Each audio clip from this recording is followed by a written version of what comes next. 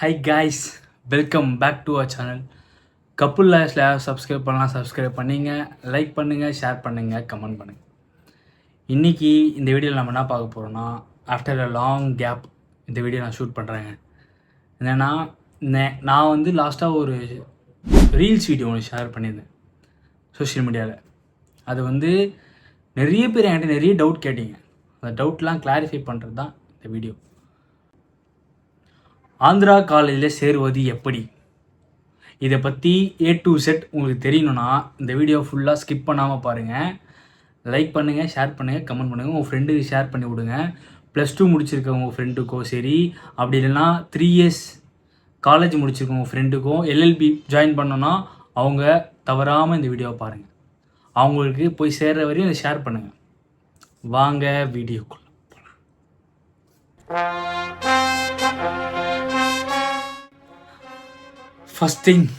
First என்னன்னா, நம்ம ஆந்திராவில் ஒரு மேஜரான யூனிவர்சிட்டி ஒன்று இருக்குங்க.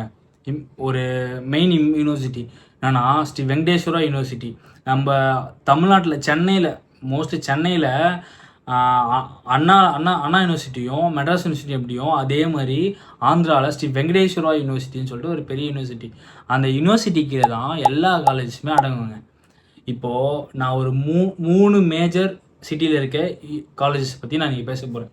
அந்த 3 மேஜர் சிட்டியில் இருக்க காலேஜஸுமே ஸ்ரீ வெங்கடேஸ்வரா யூனிவர்சிட்டி கீழே வர காலேஜஸ் தாங்க. இப்போது ஃபஸ்ட்டு ஊரில் என்ன காலேஜ் இருக்குன்னா, ஃபஸ்ட்டு மூணு சிட்டியில் சொன்னேன். அதில் 3 சிட்டியில் ஃபஸ்ட்டு சிட்டி திருப்பதி. அந்த பெருமாளுக்கு மட்டும் ஃபேமஸ் இல்லை, காலேஜஸ்க்கும் ஃபேமஸ், எல்லா காலேஜுக்கும் ஃபேமஸுங்க. ஃபஸ்ட்டு சிட்டி வந்து திருப்பதி, செகண்ட் சிட்டி வந்து ரேணிகுண்டா, தேர்டு சிட்டி வந்து புத்தூர். இந்த 3 சிட்டியில் இருக்க நான் காலேஜஸ் பற்றி தான் இன்றைக்கி பேச போகிறேன். யாருக்காச்சும் ஏதாவது டவுட் இருந்துச்சுன்னா, என்கிட்ட நிறைய பேர் நிறைய டவுட் கேட்டிருந்தீங்க. எல்லா டவுட்டுமே இந்த வீடியோலாம் கிளாரிஃபை பண்ணுறேன். உங்கள் ஃப்ரெண்ட்ஸுக்கும் இதை ஷேர் பண்ணி விடுங்க. டவுட்டாக இருப்பாங்க, அவங்களுக்கு இது ஷேர் பண்ணி விடுங்க. ஃபஸ்ட்டு திருப்பதியில் என்னென்ன காலேஜ்? திருப்பதியில் மொத்தம் 3 காலேஜுங்க. அந்த 3 காலேஜில் ஃபஸ்ட்டு காலேஜ் வந்து doctor Ambedkar law institution, second college Anantha law college, third SV law college. இந்த 3 தான் திருப்பதியிலங்க. அடுத்தது நம்ம ரேணிகுண்டாவில் பார்க்கலாம். ரேணிகுண்டாவில் ஸ்ரீ ஈஸ்வர் ரெட்டி லா காலேஜ் ஒன்றுங்க. அடுத்தது புத்தூரில் KKC லா காலேஜ். இந்த 5 காலேஜ் தாங்க நம்ம பேச போகிறோம்.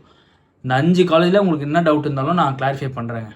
அடுத்தது ஃபீஸ் ஸ்ட்ரக்சர்ஸ் பற்றி பேச போகிறோம். இந்த 5 காலேஜில் ஃபீஸ் ஸ்ட்ரக்சர்ஸ் எப்படி இருக்கும் அப்படின்னு சொல்லிட்டு நம்ம பேச போகிறோம்.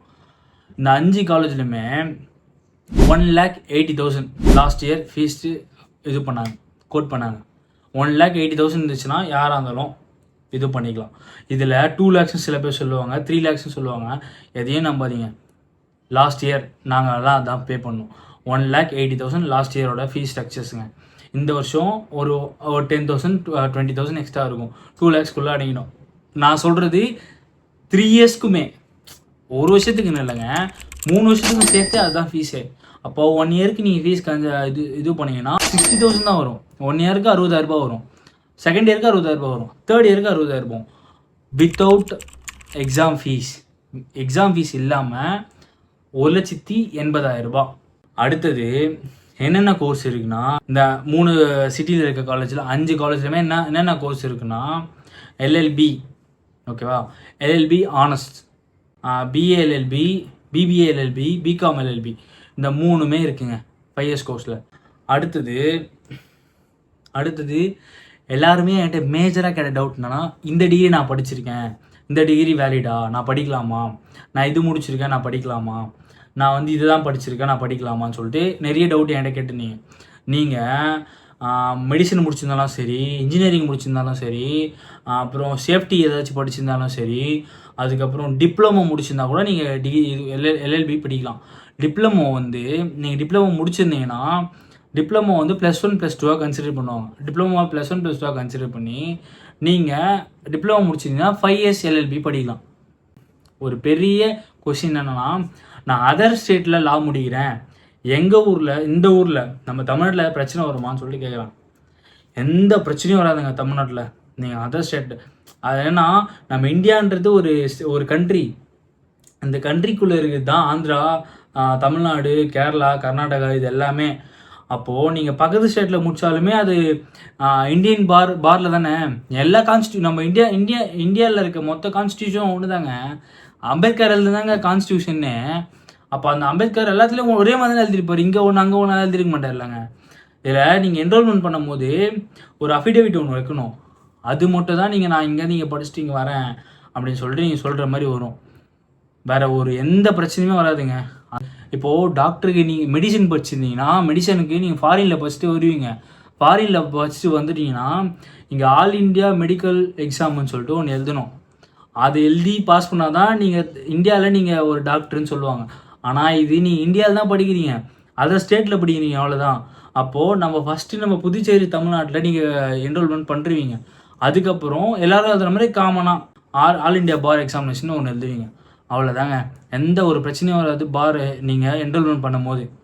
சென்னையில் இருக்க 100ல் 60% பப்ளிக் ப்ராசிக்யூட்டரும் சரி, ஜட்ஜும் சரி, எல்லாருமே ஆந்திராவில் படித்தவங்களாக தான் இருப்பாங்க.